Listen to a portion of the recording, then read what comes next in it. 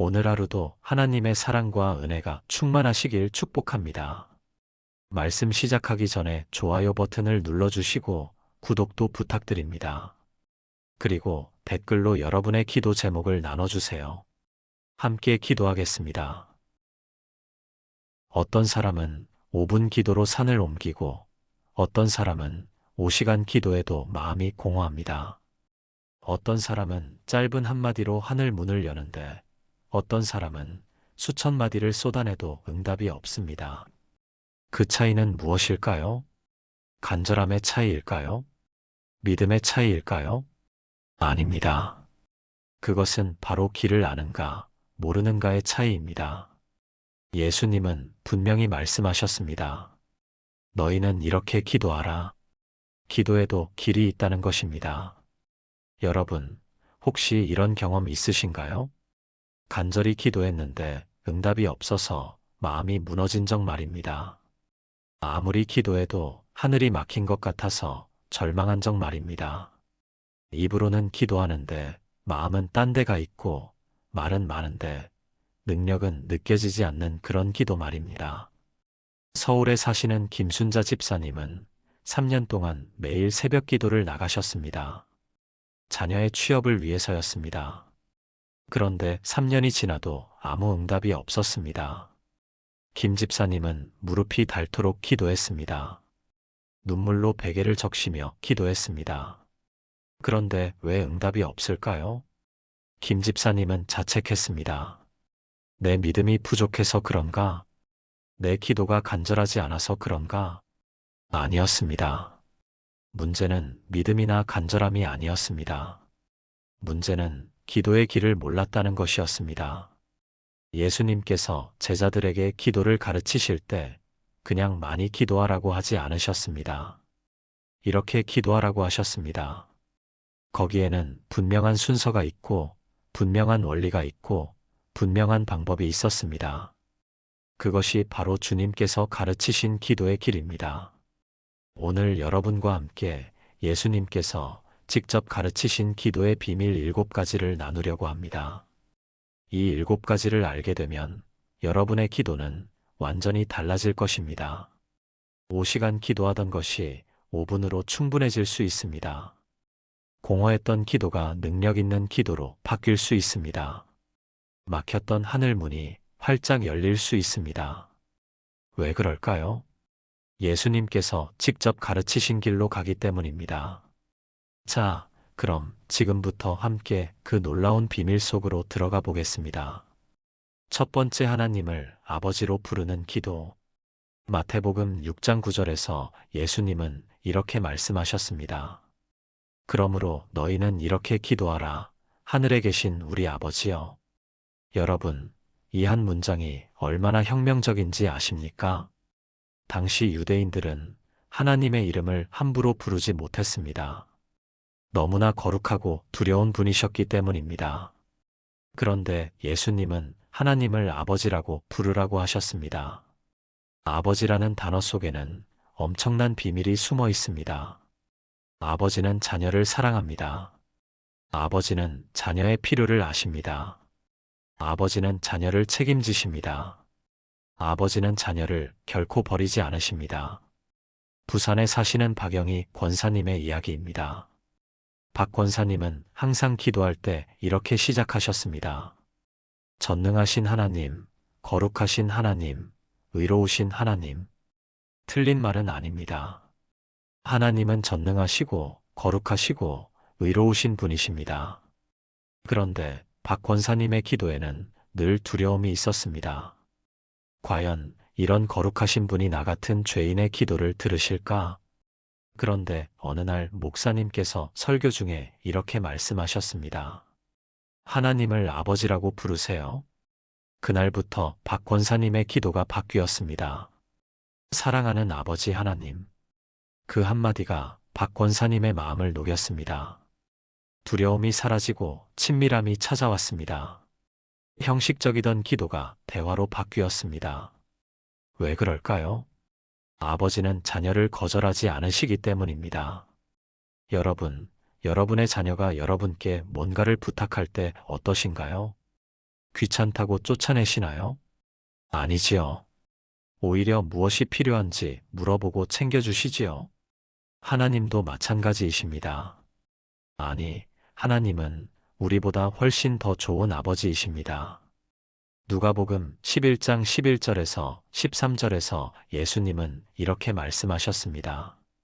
너희 중에 아버지 된 자로서 아들이 생선을 달라 하는데 생선 대신에 뱀을 줄 자가 있느냐? 알을 달라 하는데 전갈을 줄 자가 있느냐? 너희가 악할지라도 좋은 것을 자식에게 줄 알거든. 하물며 너희 하늘 아버지께서 구하는 자에게 성령을 주시지 않겠느냐? 보십시오. 예수님은 하나님을 하늘 아버지라고 부르셨습니다. 그리고 그 아버지는 자녀가 구할 때 좋은 것을 주시는 분이라고 말씀하셨습니다. 여러분, 오늘부터 기도를 이렇게 시작해 보세요. 사랑하는 아버지 하나님, 하늘에 계신 우리 아버지, 그 한마디가 여러분의 기도를 완전히 바꿀 것입니다. 왜냐하면 여러분은 더 이상 먼 곳에 계신 하나님께 애걸하는 자가 아니라 사랑하는 아버지께 필요를 아뢰는 자녀가 되기 때문입니다. 이것이 예수님께서 가르치신 첫 번째 기도의 비밀입니다. 하나님을 아버지로 부르는 것입니다. 두 번째, 하나님의 이름을 거룩하게 하는 기도. 예수님은 주기도문에서 이렇게 가르치셨습니다. 이름이 거룩히 여김을 받으시오며. 여러분, 이 문장이 무슨 뜻일까요? 많은 사람들이 이 부분을 그냥 지나갑니다. 하나님의 이름을 거룩하게 하옵소서 라고 암송만 할 뿐입니다. 그런데 이 문장 속에 엄청난 기도의 비밀이 숨어 있습니다. 하나님의 이름을 거룩하게 한다는 것은 무엇일까요? 그것은 바로 내 필요보다 하나님의 영광을 먼저 구하는 것입니다. 대구에 사시는 이철수 장로님의 이야기입니다. 이 장로님은 사업을 하시는 분이었습니다. 그런데 사업이 어려워지자 매일 이렇게 기도하셨습니다. 하나님, 제 사업을 살려주세요. 하나님, 제게 돈을 주세요. 하나님, 제 빚을 갚게 해주세요. 온통 자기 필요에 대한 기도뿐이었습니다. 그런데 1년이 지나도 사업은 나아지지 않았습니다. 오히려 더 악화되었습니다. 이 장로님은 원망하기 시작했습니다. 하나님, 왜 제 기도를 들어주지 않으십니까? 저는 이렇게 간절히 기도하는데 왜 응답이 없습니까? 그러던 어느 날, 이 장로님은 성경을 읽다가 마태복음 6장 33절을 보게 되었습니다. 그런즉 너희는 먼저 그의 나라와 그의 의를 구하라. 그리하면 이 모든 것을 너희에게 더하시리라. 그 말씀이 이 장로님의 가슴을 쳤습니다. 아, 내가 하나님의 나라는 구하지 않고 내 나라만 구했구나. 하나님의 영광은 생각지 않고 내 필요만 생각했구나. 그날부터 이 장로님의 기도가 바뀌었습니다. 하나님, 제 사업을 통해 하나님의 이름이 거룩하게 되기를 원합니다. 하나님, 제 삶을 통해 하나님께서 영광 받으시기를 원합니다. 하나님, 제 사업이 살아나든 망하든 하나님의 뜻이 이루어지기를 원합니다. 놀라운 일이 일어났습니다. 3개월 후 뜻밖의 거래처에서 연락이 왔습니다. 6개월 후 사업이 회복되기 시작했습니다. 1년 후 모든 빚을 갚았습니다. 이 장로님은 고백했습니다. 내가 내 필요를 구할 때는 응답이 없었는데 하나님의 영광을 구하니 하나님께서 내 필요까지 채워주셨습니다. 여러분, 이것이 바로 예수님께서 가르치신 기도의 순서입니다. 먼저 하나님의 이름을 거룩하게 하는 것입니다.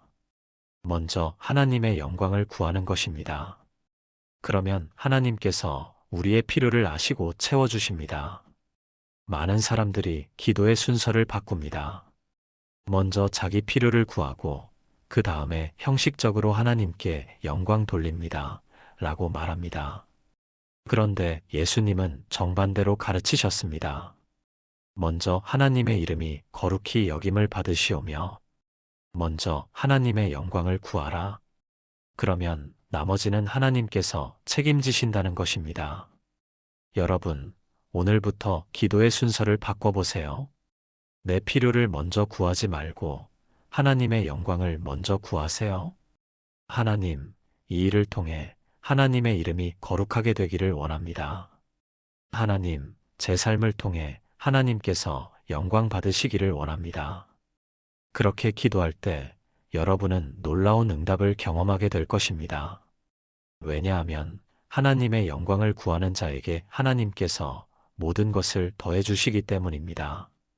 이것이 예수님께서 가르치신 두 번째 기도의 비밀입니다. 세 번째, 하나님의 나라가 임하기를 구하는 기도. 주기도문은 이렇게 계속됩니다.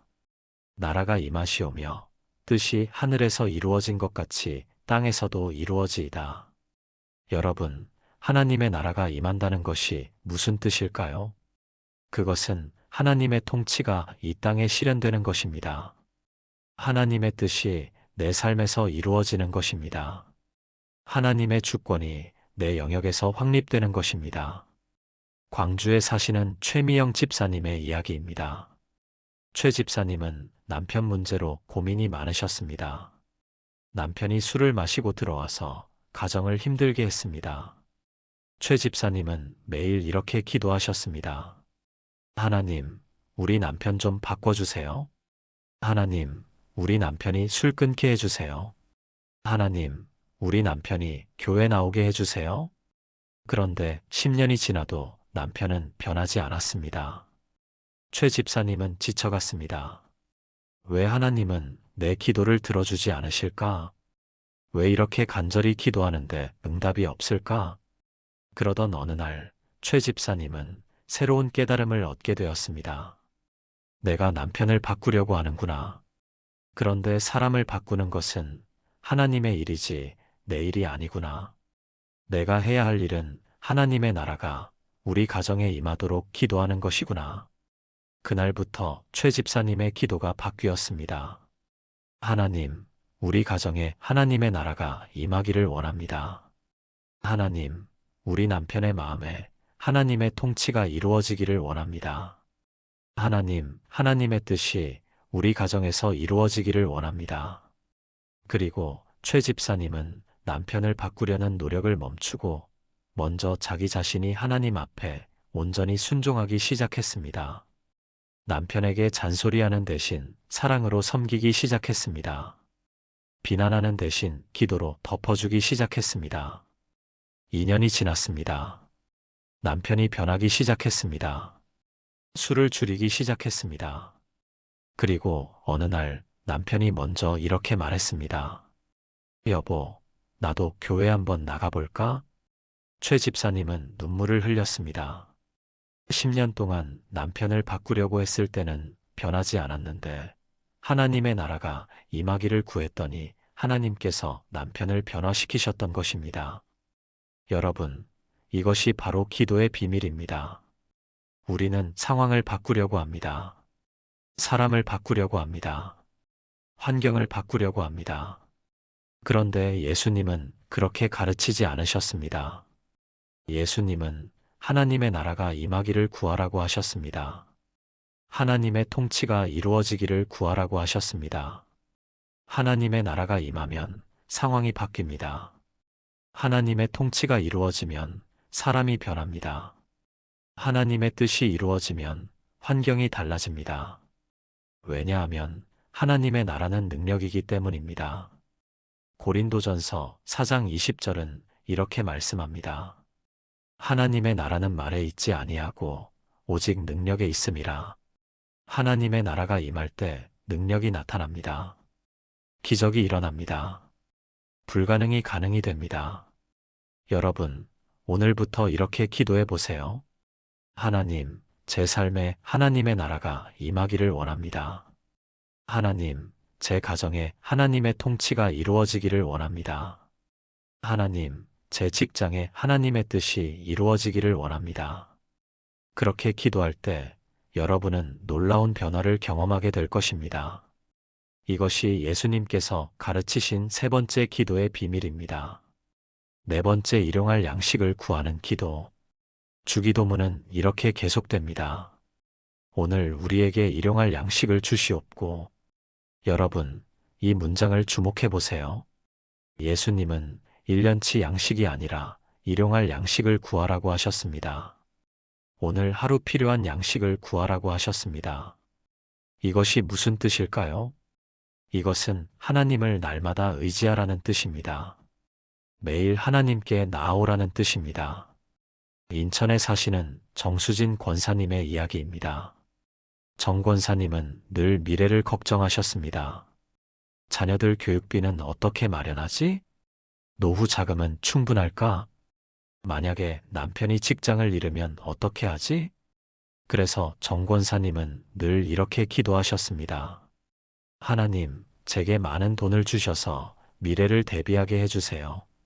하나님, 저축할 수 있게 해주세요. 하나님, 안정적인 수입을 주세요. 그런데 이상하게도 정 권사님의 재정은 늘 빠듯했습니다. 돈을 모으려고 하면 예상치 못한 지출이 생겼습니다. 정 권사님은 불안했습니다. 하나님은 왜 제게 여유를 주지 않으실까? 그러던 어느 날 정 권사님은 출애굽기 16장에 만나 이야기를 묵상하게 되었습니다. 이스라엘 백성들이 광야에서 만나를 먹을 때 하나님은 매일 필요한 만큼만 주셨습니다. 많이 거둔 자도 남지 않았고 적게 거둔 자도 부족하지 않았습니다. 그리고 내일을 위해 쌓아두려고 하면 썩어버렸습니다. 정 권사님은 깨달았습니다. 아, 하나님은 우리가 물질을 의지하지 말고 하나님을 의지하기를 원하시는구나. 미래를 걱정하며 쌓아두기보다 매일 하나님께 나아와 일용할 양식을 구하기를 원하시는구나. 그날부터 정 권사님의 기도가 바뀌었습니다. 하나님, 오늘 하루 필요한 것을 주시옵소서. 하나님, 오늘 제가 필요한 은혜를 주시옵소서. 하나님, 내일은 내일 염려할 것이고 오늘은 오늘을 살게 하소서. 놀라운 일이 일어났습니다. 정 권사님의 마음에 평안이 찾아왔습니다. 미래에 대한 염려가 사라지고 오늘에 집중하게 되었습니다. 그리고 신기하게도 필요한 때마다 하나님께서 공급해 주셨습니다. 자녀 학비가 필요할 때 예상치 못한 곳에서 도움이 왔습니다. 급한 일이 생겼을 때 때를 맞춰 공급이 이루어졌습니다. 정 권사님은 고백했습니다. 내가 미래를 걱정하며 쌓아두려고 할 때는 늘 부족했는데 오늘 하루 필요한 것을 구하니 하나님께서 매일 공급해 주셨습니다. 여러분, 예수님께서 일용할 양식을 구하라고 하신 이유가 무엇일까요? 그것은 우리가 매일 하나님께 나아오기를 원하시기 때문입니다. 매일 하나님을 의지하기를 원하시기 때문입니다. 매일 하나님과 교제하기를 원하시기 때문입니다. 마태복음 6장 34절에서 예수님은 이렇게 말씀하셨습니다. 그러므로 내일 일을 위하여 염려하지 말라. 내일 일은 내일 염려할 것이요. 한날 괴로움은 그날에 족하니라. 오늘 하루만 살라는 것입니다. 오늘 하루 필요한 것만 구하라는 것입니다. 내일은 하나님께 맡기라는 것입니다. 여러분, 오늘부터 이렇게 기도해 보세요. 하나님, 오늘 하루 필요한 양식을 주시옵소서. 하나님, 오늘 제게 필요한 은혜를 주시옵소서. 하나님, 오늘 제가 감당해야 할 일을 감당할 수 있는 힘을 주시옵소서. 그렇게 기도할 때 여러분은 미래에 대한 염려에서 자유로워질 것입니다. 그리고 매일 하나님께서 공급하시는 은혜를 경험하게 될 것입니다. 이것이 예수님께서 가르치신 네 번째 기도의 비밀입니다. 다섯 번째 용서를 구하고 용서하는 기도. 주기도문은 이렇게 계속됩니다.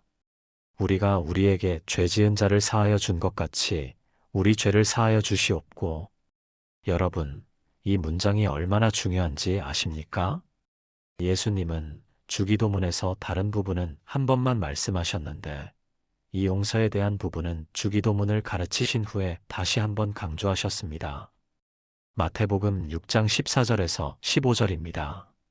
너희가 사람의 잘못을 용서하면 너희 하늘 아버지께서도 너희 잘못을 용서하시려니와 너희가 사람의 잘못을 용서하지 아니하면 너희 아버지께서도 너희 잘못을 용서하지 아니하시리라.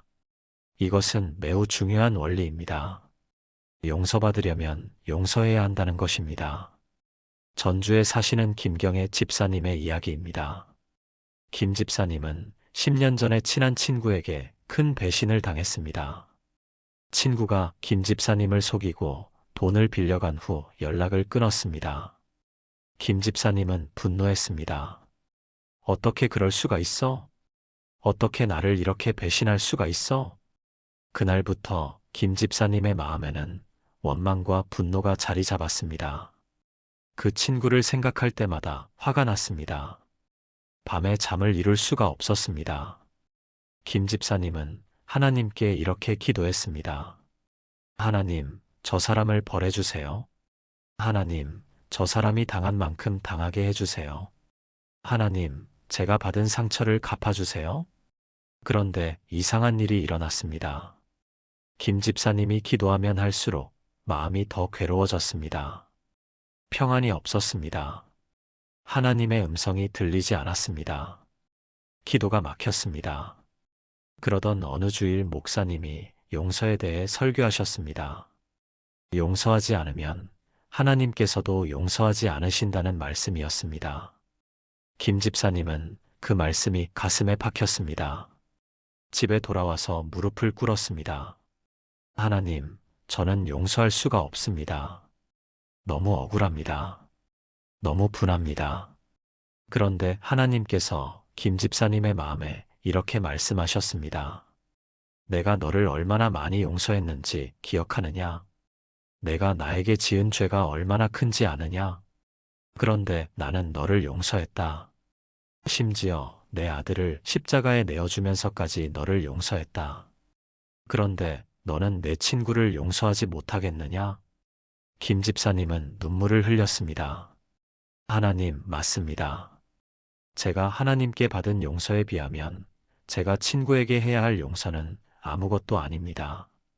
하나님, 제가 용서하겠습니다. 그날부터 김 집사님은 매일 이렇게 기도했습니다.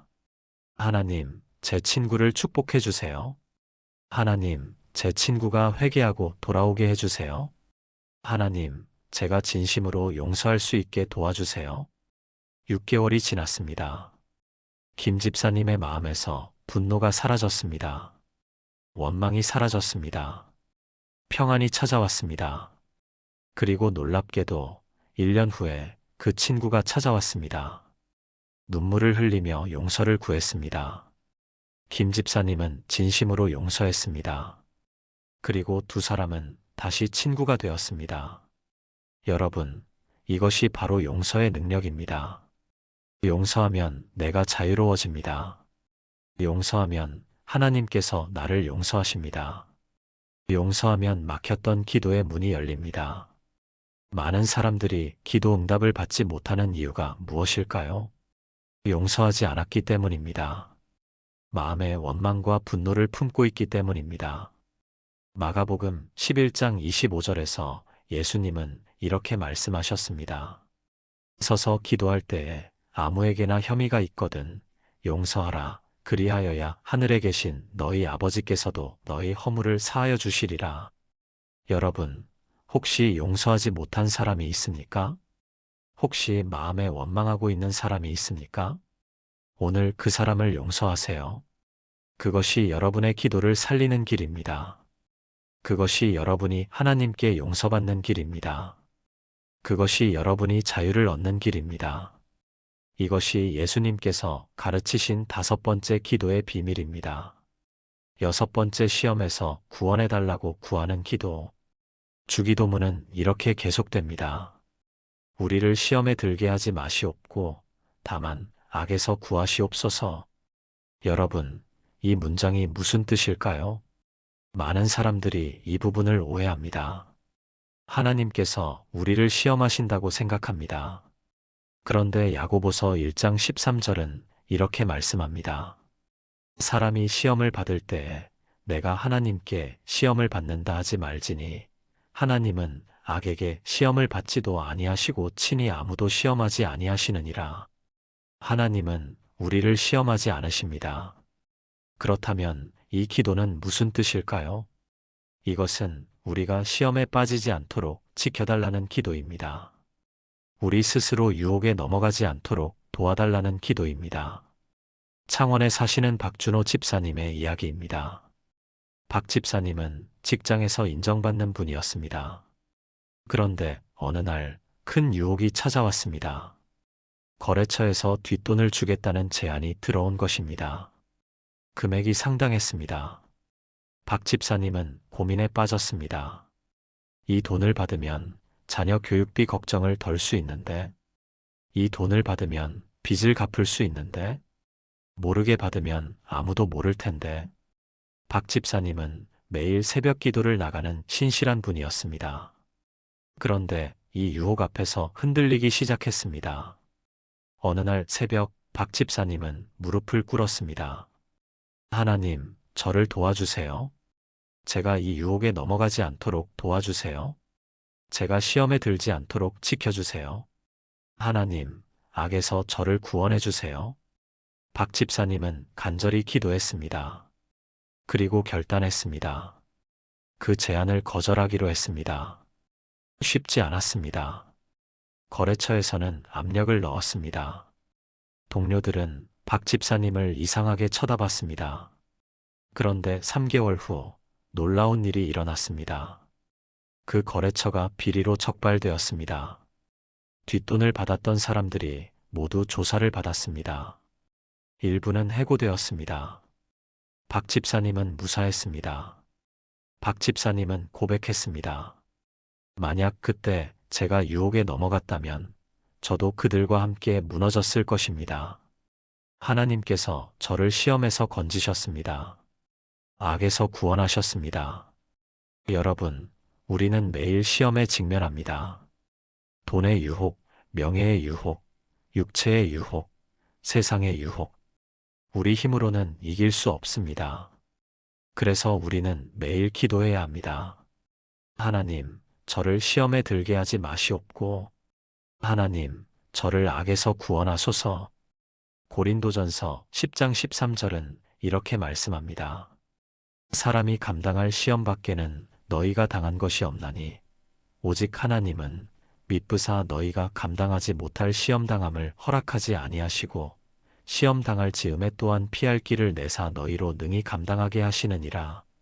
하나님은 우리가 감당할 수 없는 시험을 허락하지 않으십니다. 그리고 시험이 올 때 피할 길을 주십니다. 그런데 그 피할 길을 발견하려면 기도해야 합니다. 하나님께 도움을 구해야 합니다. 여러분, 오늘부터 매일 이 기도를 하세요. 하나님, 저를 시험에 들게 하지 마시옵고, 하나님, 저를 악에서 구원하소서. 하나님, 제가 유혹에 넘어가지 않도록 지켜주소서. 그렇게 기도할 때 하나님께서 여러분을 지키실 것입니다.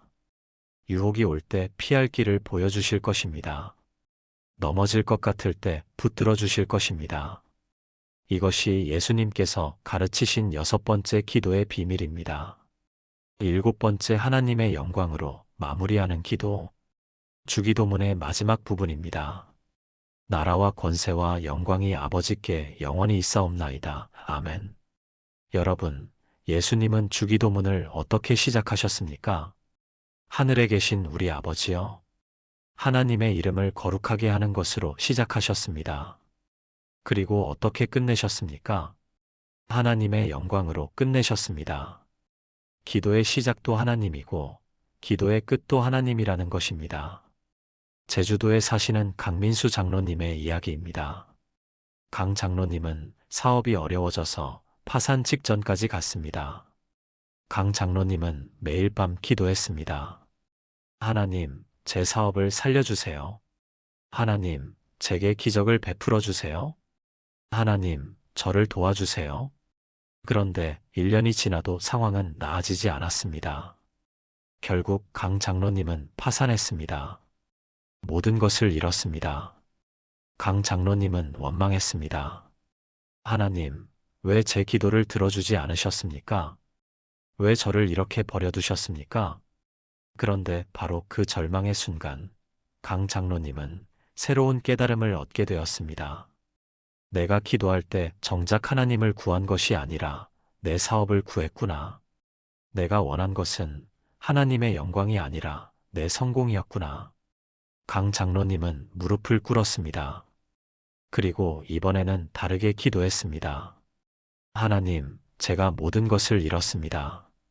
그런데 제게는 아직 하나님이 계십니다. 하나님, 나라와 권세와 영광이 아버지께 영원히 있습니다. 제가 성공하든 실패하든 부유하든 가난하든 하나님께서는 영광 받으실 자격이 있으십니다.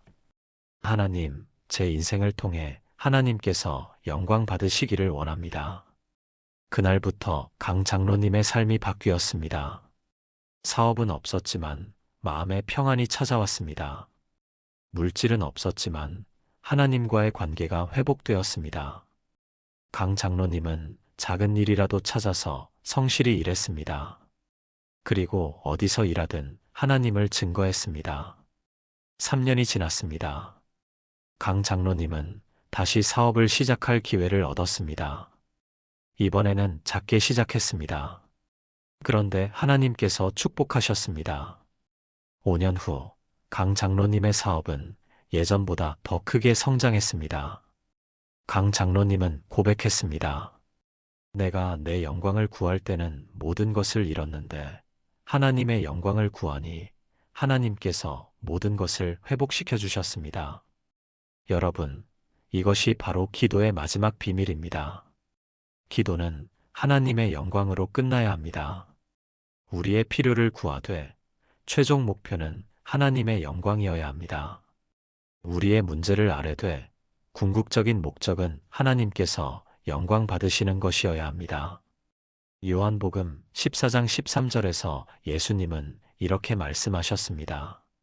너희가 내 이름으로 무엇을 구하든지 내가 행하리니 이는 아버지로 하여금 아들로 말미암아 영광을 받으시게 하려 함이라. 기도 응답의 목적이 무엇입니까? 하나님께서 영광 받으시기 위함입니다. 우리가 복을 받는 것도 하나님께 영광 돌리기 위함입니다. 우리가 응답받는 것도 하나님을 증거하기 위함입니다. 여러분, 오늘부터 기도를 이렇게 마무리하세요. 하나님, 이 기도의 응답을 통해 하나님께서 영광 받으시기를 원합니다. 하나님, 나라와 권세와 영광이 아버지께 영원히 있사옵나이다. 하나님, 제 삶이 하나님을 증거하는 삶이 되기를 원합니다. 그렇게 기도할 때 여러분의 기도는 하나님 마음에 합한 기도가 될 것입니다. 그리고 하나님께서 그 기도를 기뻐 받으실 것입니다. 이것이 예수님께서 가르치신 7번째 기도의 비밀입니다. 사랑하는 성도 여러분, 오늘 우리는 예수님께서 직접 가르치신 기도의 비밀 7가지를 함께 나누었습니다. 첫째, 하나님을 아버지로 부르는 기도. 둘째, 하나님의 이름을 거룩하게 하는 기도. 셋째, 하나님의 나라가 임하기를 구하는 기도. 넷째, 일용할 양식을 구하는 기도. 다섯째, 용서를 구하고 용서하는 기도. 여섯째, 시험에서 구원해달라고 구하는 기도. 일곱째, 하나님의 영광으로 마무리하는 기도. 이 7가지가 바로 예수님께서 가르치신 기도의 길입니다. 이 길로 가면 우리의 기도는 능력이 있습니다. 이 길로 가면 하늘 문이 열립니다. 이 길로 가면 응답을 경험합니다. 왜 그럴까요? 예수님께서 직접 가르치신 길이기 때문입니다. 하나님 마음에 합한 기도이기 때문입니다. 성령께서 함께 하시는 기도이기 때문입니다. 여러분, 오늘부터 이 7가지를 기억하며 기도해 보세요. 처음에는 어색할 수 있습니다. 익숙하지 않을 수 있습니다. 그런데 계속하다 보면 여러분의 기도가 완전히 바뀔 것입니다. 형식적이던 기도가 살아있는 대화가 될 것입니다. 공허했던 기도가 능력 있는 기도로 바뀔 것입니다.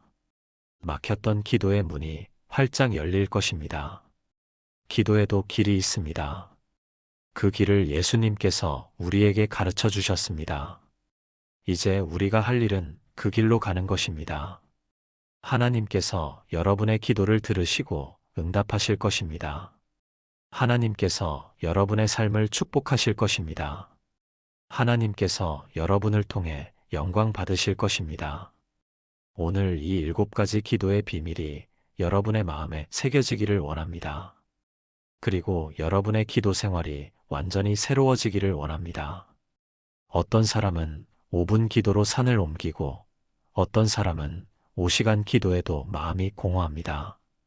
어떤 사람은 짧은 한마디로 하늘 문을 여는데 어떤 사람은 수천 마디를 쏟아내도 응답이 없습니다. 그 차이는 무엇일까요? 간절함의 차이일까요? 믿음의 차이일까요? 아닙니다. 그것은 바로 길을 아는가, 모르는가의 차이입니다. 예수님은 분명히 말씀하셨습니다. 너희는 이렇게 기도하라. 기도에도 길이 있다는 것입니다. 여러분, 혹시 이런 경험 있으신가요? 간절히 기도했는데 응답이 없어서 마음이 무너진 적 말입니다. 아무리 기도해도 하늘이 막힌 것 같아서 절망한 적 말입니다. 입으로는 기도하는데 마음은 딴 데가 있고 말은 많은데 능력은 느껴지지 않는 그런 기도 말입니다. 서울에 사시는 김순자 집사님은 3년 동안 매일 새벽 기도를 나가셨습니다. 자녀의 취업을 위해서였습니다. 그런데 3년이 지나도 아무 응답이 없었습니다. 김 집사님은 무릎이 닳도록 기도했습니다. 눈물로 베개를 적시며 기도했습니다. 그런데 왜 응답이 없을까요? 김 집사님은 자책했습니다. 내 믿음이 부족해서 그런가?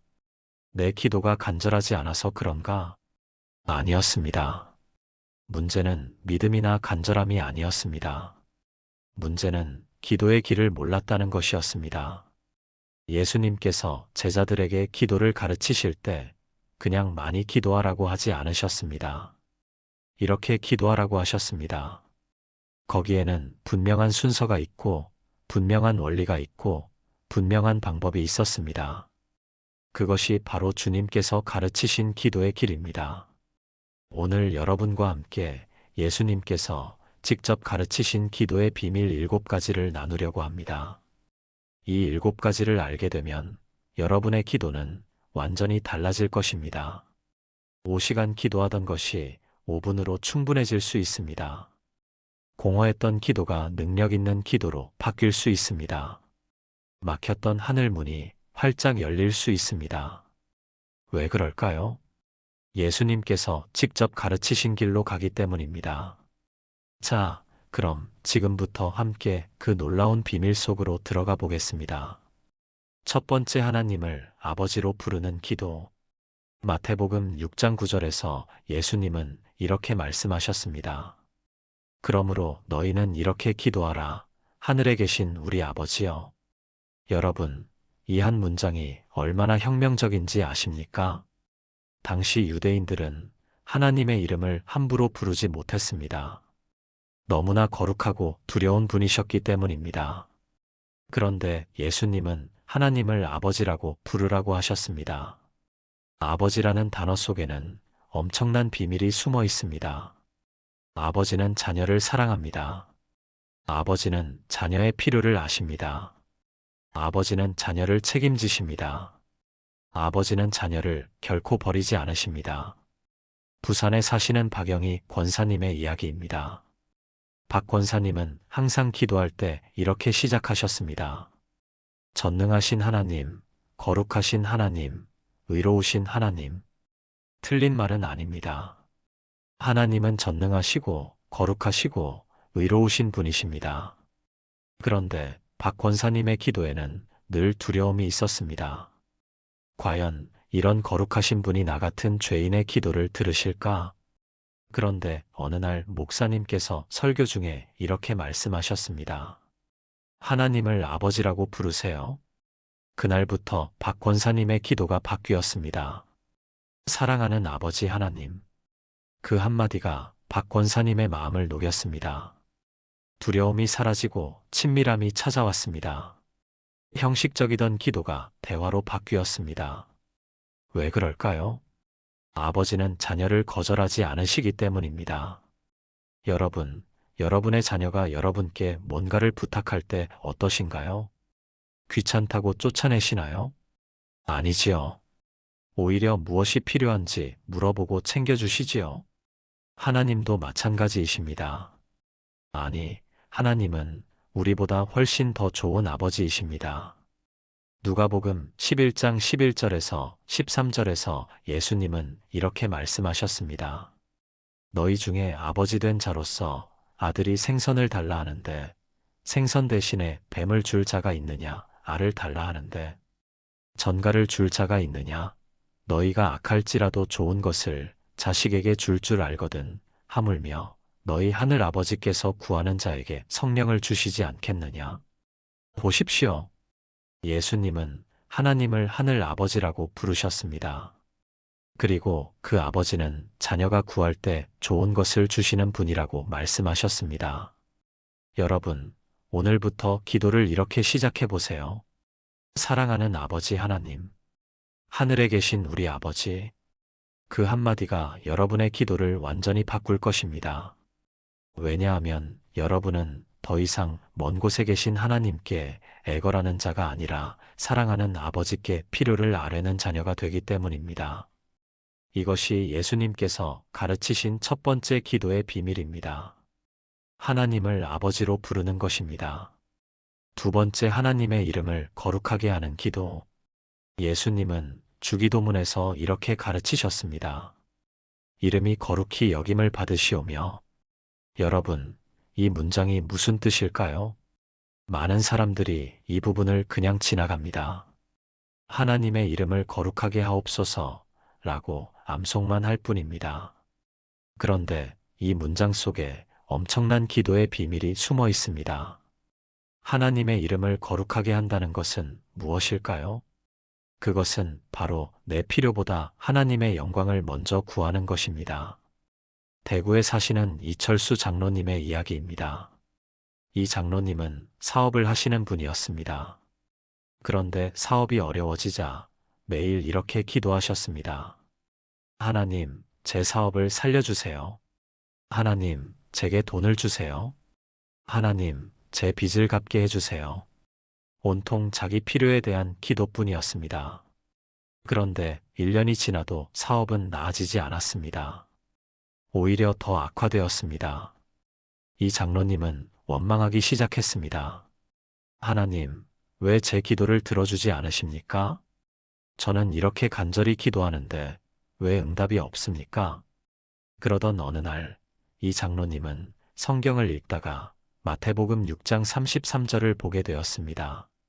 그런즉 너희는 먼저 그의 나라와 그의 의를 구하라. 그리하면 이 모든 것을 너희에게 더하시리라. 그 말씀이 이 장로님의 가슴을 쳤습니다.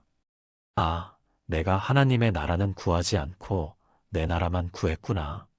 하나님의 영광은 생각지 않고 내 필요만 생각했구나. 그날부터 이 장로님의 기도가 바뀌었습니다. 하나님, 제 사업을 통해 하나님의 이름이 거룩하게 되기를 원합니다. 하나님, 제 삶을 통해 하나님께서 영광 받으시기를 원합니다. 하나님, 제 사업이 살아나든 망하든 하나님의 뜻이 이루어지기를 원합니다. 놀라운 일이 일어났습니다. 3개월 후 뜻밖의 거래처에서 연락이 왔습니다.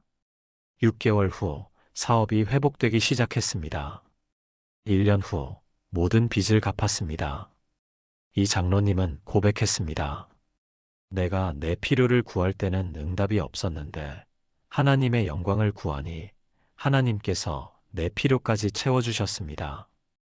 여러분, 이것이 바로 예수님께서 가르치신 기도의 순서입니다. 먼저 하나님의 이름을 거룩하게 하는 것입니다. 먼저 하나님의 영광을 구하는 것입니다. 그러면 하나님께서 우리의 필요를 아시고 채워주십니다. 많은 사람들이 기도의 순서를 바꿉니다. 먼저 자기 필요를 구하고 그 다음에 형식적으로 하나님께 영광 돌립니다. 라고 말합니다. 그런데 예수님은 정반대로 가르치셨습니다. 먼저 하나님의 이름이 거룩히 여김을 받으시오며 먼저 하나님의 영광을 구하라. 그러면 나머지는 하나님께서 책임지신다는 것입니다. 여러분, 오늘부터 기도의 순서를 바꿔보세요. 내 필요를 먼저 구하지 말고 하나님의 영광을 먼저 구하세요. 하나님, 이 일을 통해 하나님의 이름이 거룩하게 되기를 원합니다. 하나님, 제 삶을 통해 하나님께서 영광 받으시기를 원합니다. 그렇게 기도할 때 여러분은 놀라운 응답을 경험하게 될 것입니다. 왜냐하면 하나님의 영광을 구하는 자에게 하나님께서 모든 것을 더해 주시기 때문입니다. 이것이 예수님께서 가르치신 두 번째 기도의 비밀입니다. 세 번째, 하나님의 나라가 임하기를 구하는 기도. 주기도문은 이렇게 계속됩니다. 나라가 임하시오며 뜻이 하늘에서 이루어진 것 같이 땅에서도 이루어지이다. 여러분, 하나님의 나라가 임한다는 것이 무슨 뜻일까요? 그것은 하나님의 통치가 이 땅에 실현되는 것입니다. 하나님의 뜻이 내 삶에서 이루어지는 것입니다.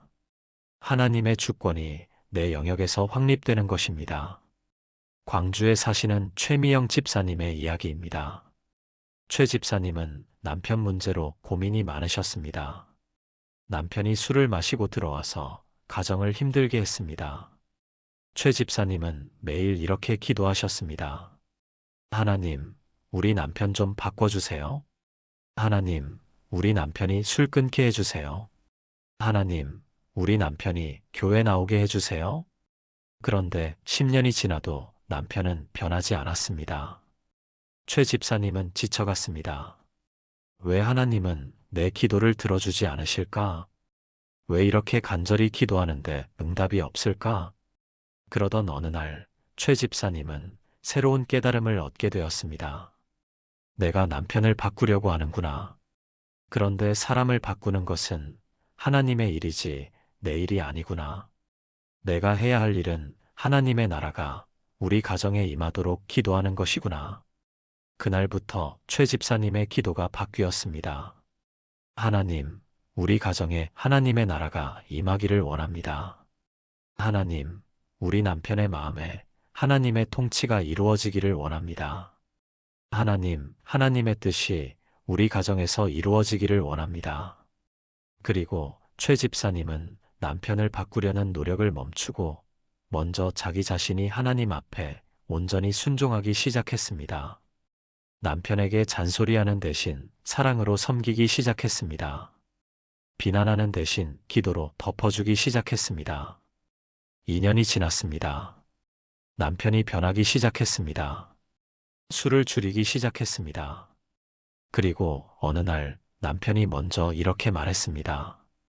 여보, 나도 교회 한번 나가볼까? 최 집사님은 눈물을 흘렸습니다. 10년 동안 남편을 바꾸려고 했을 때는 변하지 않았는데 하나님의 나라가 임하기를 구했더니 하나님께서 남편을 변화시키셨던 것입니다. 여러분, 이것이 바로 기도의 비밀입니다. 우리는 상황을 바꾸려고 합니다. 사람을 바꾸려고 합니다. 환경을 바꾸려고 합니다. 그런데 예수님은 그렇게 가르치지 않으셨습니다. 예수님은 하나님의 나라가 임하기를 구하라고 하셨습니다. 하나님의 통치가 이루어지기를 구하라고 하셨습니다. 하나님의 나라가 임하면 상황이 바뀝니다. 하나님의 통치가 이루어지면 사람이 변합니다. 하나님의 뜻이 이루어지면 환경이 달라집니다. 왜냐하면 하나님의 나라는 능력이기 때문입니다. 고린도전서 4장 20절은 이렇게 말씀합니다. 하나님의 나라는 말에 있지 아니하고 오직 능력에 있음이라. 하나님의 나라가 임할 때 능력이 나타납니다. 기적이 일어납니다. 불가능이 가능이 됩니다. 여러분, 오늘부터 이렇게 기도해 보세요. 하나님, 제 삶에 하나님의 나라가 임하기를 원합니다. 하나님, 제 가정에 하나님의 통치가 이루어지기를 원합니다. 하나님, 제 직장에 하나님의 뜻이 이루어지기를 원합니다. 그렇게 기도할 때 여러분은 놀라운 변화를 경험하게 될 것입니다. 이것이 예수님께서 가르치신 세 번째 기도의 비밀입니다. 네 번째, 일용할 양식을 구하는 기도. 주기도문은 이렇게 계속됩니다. 오늘 우리에게 일용할 양식을 주시옵고. 여러분, 이 문장을 주목해 보세요. 예수님은 1년치 양식이 아니라 일용할 양식을 구하라고 하셨습니다. 오늘 하루 필요한 양식을 구하라고 하셨습니다. 이것이 무슨 뜻일까요? 이것은 하나님을 날마다 의지하라는 뜻입니다. 매일 하나님께 나아오라는 뜻입니다. 인천에 사시는 정수진 권사님의 이야기입니다.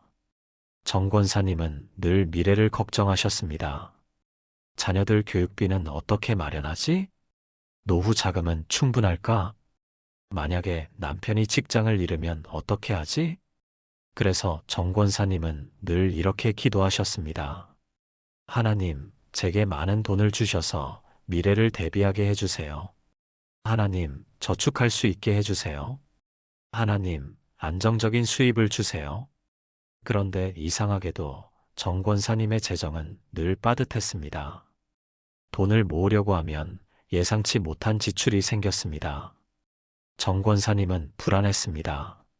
하나님은 왜 제게 여유를 주지 않으실까? 그러던 어느 날 정 권사님은 출애굽기 16장에 만나 이야기를 묵상하게 되었습니다. 이스라엘 백성들이 광야에서 만나를 먹을 때 하나님은 매일 필요한 만큼만 주셨습니다. 많이 거둔 자도 남지 않았고 적게 거둔 자도 부족하지 않았습니다. 그리고 내일을 위해 쌓아두려고 하면 썩어버렸습니다. 정 권사님은 깨달았습니다. 아, 하나님은 우리가 물질을 의지하지 말고 하나님을 의지하기를 원하시는구나. 미래를 걱정하며 쌓아두기보다 매일 하나님께 나아와 일용할 양식을 구하기를 원하시는구나. 그날부터 정 권사님의 기도가 바뀌었습니다. 하나님, 오늘 하루 필요한 것을 주시옵소서. 하나님, 오늘 제가 필요한 은혜를 주시옵소서. 하나님, 내일은 내일 염려할 것이고 오늘은 오늘을 살게 하소서. 놀라운 일이 일어났습니다. 정 권사님의 마음에 평안이 찾아왔습니다. 미래에 대한 염려가 사라지고 오늘에 집중하게 되었습니다. 그리고 신기하게도 필요한 때마다 하나님께서 공급해 주셨습니다. 자녀 학비가 필요할 때 예상치 못한 곳에서 도움이 왔습니다. 급한 일이 생겼을 때 때를 맞춰 공급이 이루어졌습니다. 정 권사님은 고백했습니다. 내가 미래를 걱정하며 쌓아두려고 할 때는 늘 부족했는데 오늘 하루 필요한 것을 구하니 하나님께서 매일 공급해 주셨습니다. 여러분, 예수님께서 일용할 양식을 구하라고 하신 이유가 무엇일까요? 그것은 우리가 매일 하나님께 나아오기를 원하시기 때문입니다. 매일 하나님을 의지하기를 원하시기 때문입니다. 매일 하나님과 교제하기를 원하시기 때문입니다. 마태복음 6장 34절에서 예수님은 이렇게 말씀하셨습니다. 그러므로 내일 일을 위하여 염려하지 말라. 내일 일은 내일 염려할 것이요.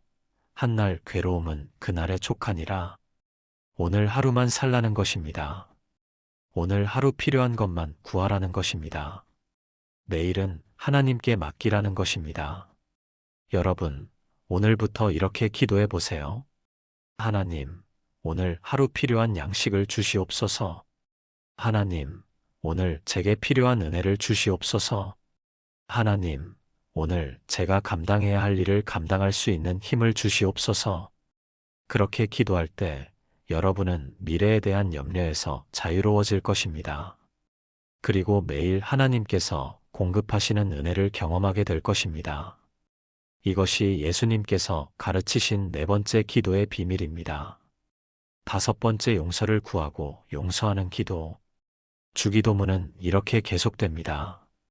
우리가 우리에게 죄 지은 자를 사하여 준 것 같이 우리 죄를 사하여 주시옵고. 여러분, 이 문장이 얼마나 중요한지 아십니까? 예수님은 주기도문에서 다른 부분은 한 번만 말씀하셨는데 이 용서에 대한 부분은 주기도문을 가르치신 후에 다시 한번 강조하셨습니다. 마태복음 6장 14절에서 15절입니다. 너희가 사람의 잘못을 용서하면 너희 하늘 아버지께서도 너희 잘못을 용서하시려니와 너희가 사람의 잘못을 용서하지 아니하면 너희 아버지께서도 너희 잘못을 용서하지 아니하시리라. 이것은 매우 중요한 원리입니다. 용서받으려면 용서해야 한다는 것입니다. 전주에 사시는 김경애 집사님의 이야기입니다. 김 집사님은 10년 전에 친한 친구에게 큰 배신을 당했습니다. 친구가 김 집사님을 속이고 돈을 빌려간 후 연락을 끊었습니다. 김 집사님은 분노했습니다. 어떻게 그럴 수가 있어?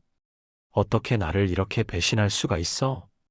그날부터 김 집사님의 마음에는 원망과 분노가 자리 잡았습니다. 그 친구를 생각할 때마다 화가 났습니다. 밤에 잠을 이룰 수가 없었습니다. 김 집사님은 하나님께 이렇게 기도했습니다. 하나님, 저 사람을 벌해주세요. 하나님, 저 사람이 당한 만큼 당하게 해주세요.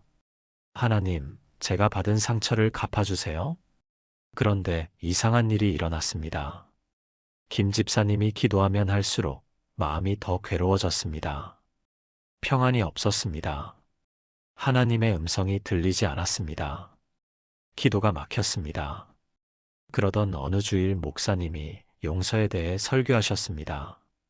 용서하지 않으면 하나님께서도 용서하지 않으신다는 말씀이었습니다. 김 집사님은 그 말씀이 가슴에 박혔습니다. 집에 돌아와서 무릎을 꿇었습니다. 하나님, 저는 용서할 수가 없습니다. 너무 억울합니다. 너무 분합니다. 그런데 하나님께서 김 집사님의 마음에 이렇게 말씀하셨습니다. 내가 너를 얼마나 많이 용서했는지 기억하느냐? 내가 나에게 지은 죄가 얼마나 큰지 아느냐? 그런데 나는 너를 용서했다. 심지어 내 아들을 십자가에 내어주면서까지 너를 용서했다. 그런데 너는 내 친구를 용서하지 못하겠느냐? 김 집사님은 눈물을 흘렸습니다. 하나님, 맞습니다. 제가 하나님께 받은 용서에 비하면 제가 친구에게 해야 할 용서는 아무것도 아닙니다. 하나님, 제가 용서하겠습니다. 그날부터 김 집사님은 매일 이렇게 기도했습니다. 하나님, 제 친구를 축복해 주세요. 하나님, 제 친구가 회개하고 돌아오게 해주세요. 하나님, 제가 진심으로 용서할 수 있게 도와주세요.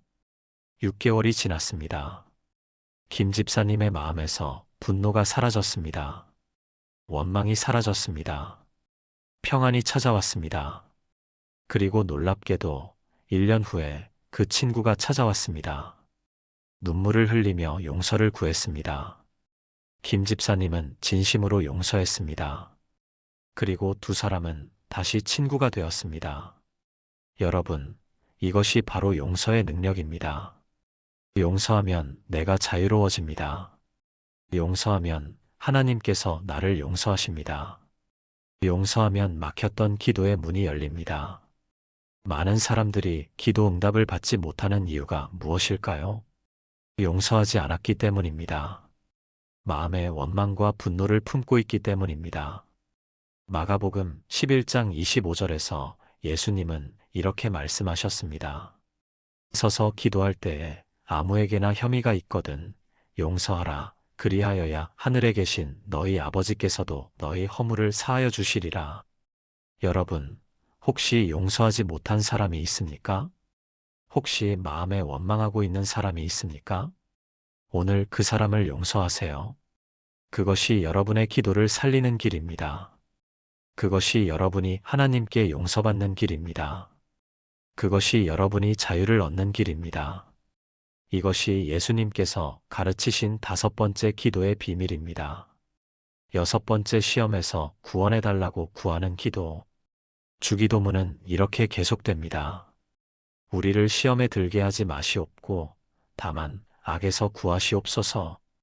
여러분, 이 문장이 무슨 뜻일까요? 많은 사람들이 이 부분을 오해합니다. 하나님께서 우리를 시험하신다고 생각합니다.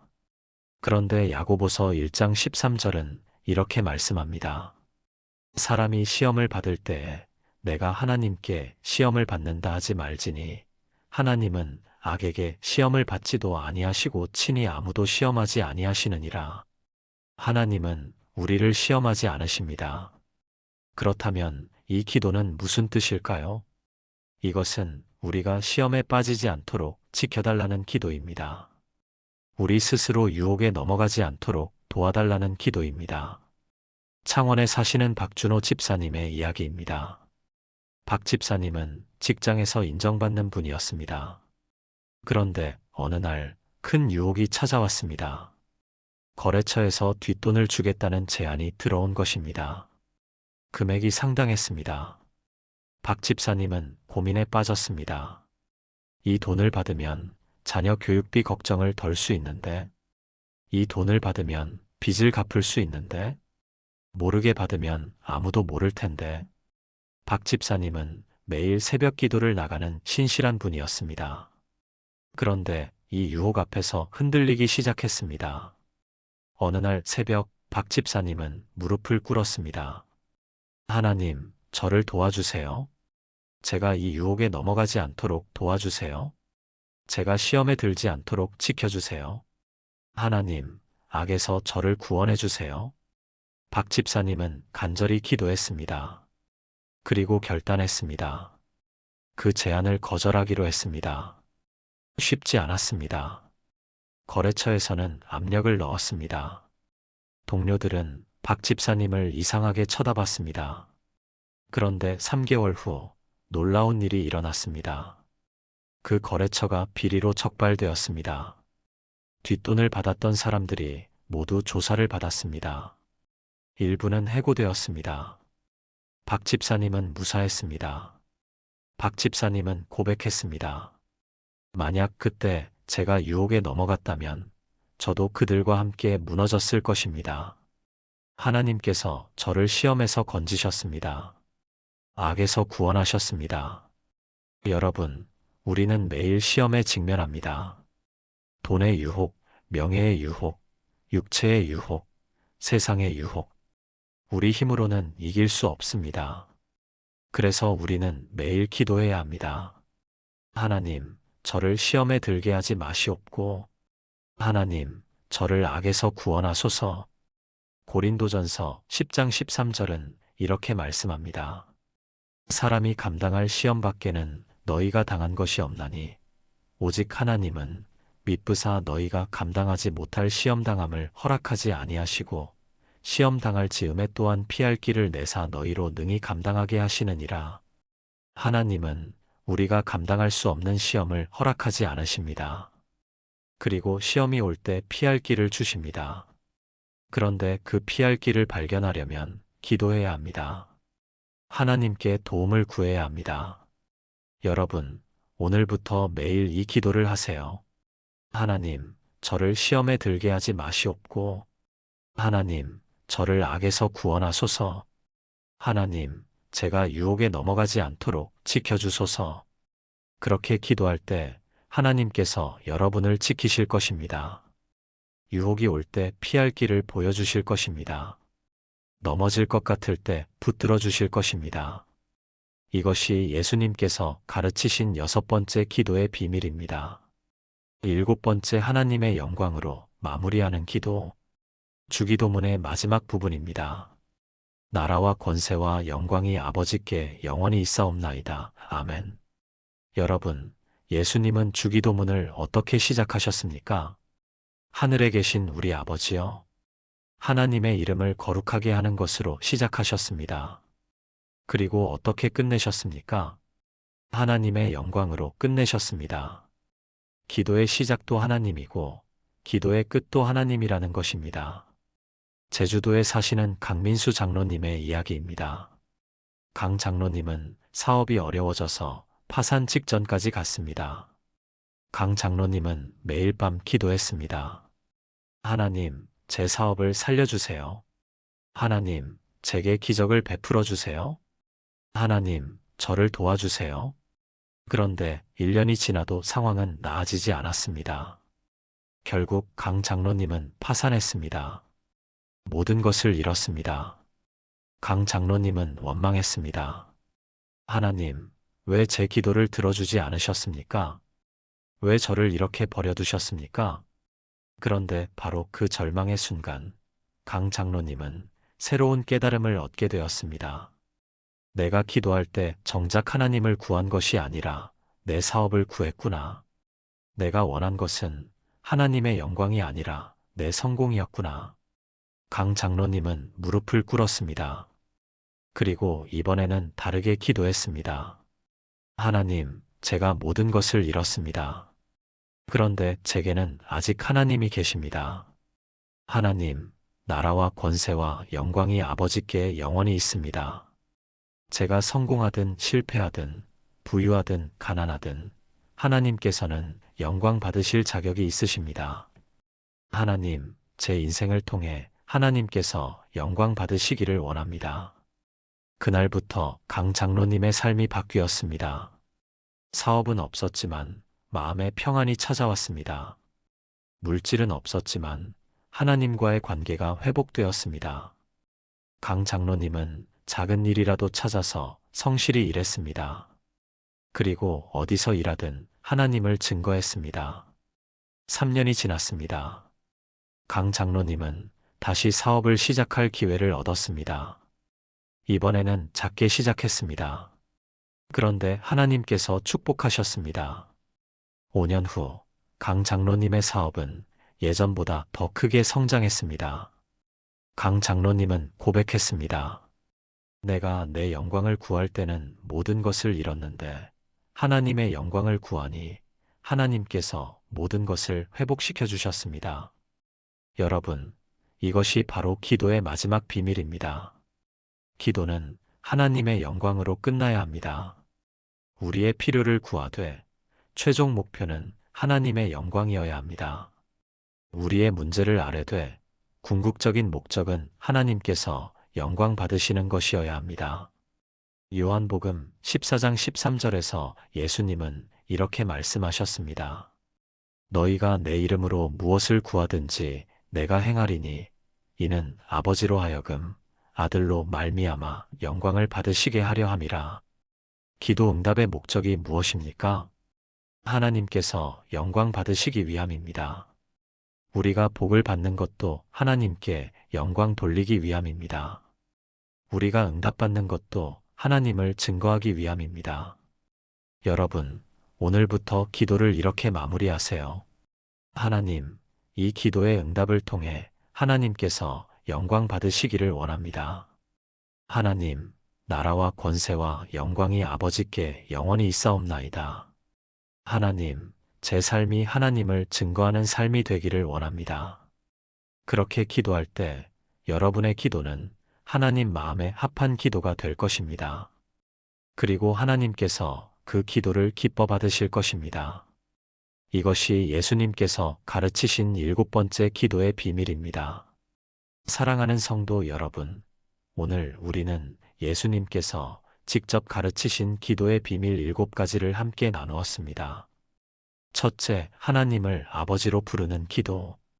둘째, 하나님의 이름을 거룩하게 하는 기도. 셋째, 하나님의 나라가 임하기를 구하는 기도. 넷째, 일용할 양식을 구하는 기도. 다섯째, 용서를 구하고 용서하는 기도. 여섯째, 시험에서 구원해달라고 구하는 기도. 일곱째, 하나님의 영광으로 마무리하는 기도. 이 7가지가 바로 예수님께서 가르치신 기도의 길입니다. 이 길로 가면 우리의 기도는 능력이 있습니다. 이 길로 가면 하늘 문이 열립니다. 이 길로 가면 응답을 경험합니다. 왜 그럴까요? 예수님께서 직접 가르치신 길이기 때문입니다. 하나님 마음에 합한 기도이기 때문입니다. 성령께서 함께 하시는 기도이기 때문입니다. 여러분, 오늘부터 이 7가지를 기억하며 기도해 보세요. 처음에는 어색할 수 있습니다. 익숙하지 않을 수 있습니다. 그런데 계속하다 보면 여러분의 기도가 완전히 바뀔 것입니다. 형식적이던 기도가 살아있는 대화가 될 것입니다. 공허했던 기도가 능력 있는 기도로 바뀔 것입니다. 막혔던 기도의 문이 활짝 열릴 것입니다. 기도에도 길이 있습니다. 그 길을 예수님께서 우리에게 가르쳐 주셨습니다. 이제 우리가 할 일은 그 길로 가는 것입니다. 하나님께서 여러분의 기도를 들으시고 응답하실 것입니다. 하나님께서 여러분의 삶을 축복하실 것입니다. 하나님께서 여러분을 통해 영광 받으실 것입니다. 오늘 이 7가지 기도의 비밀이 여러분의 마음에 새겨지기를 원합니다. 그리고 여러분의 기도 생활이 완전히 새로워지기를 원합니다. 이 영상이 은혜가 되셨다면 좋아요를 눌러주시고 더 많은 분들이 이 비밀을 알 수 있도록 공유해 주세요. 그리고 댓글로 아멘이라고 고백해 주세요. 여러분의 모든 기도가 하늘에 상달되기를 축복합니다. 예수님의 이름으로 기도합니다. 아멘.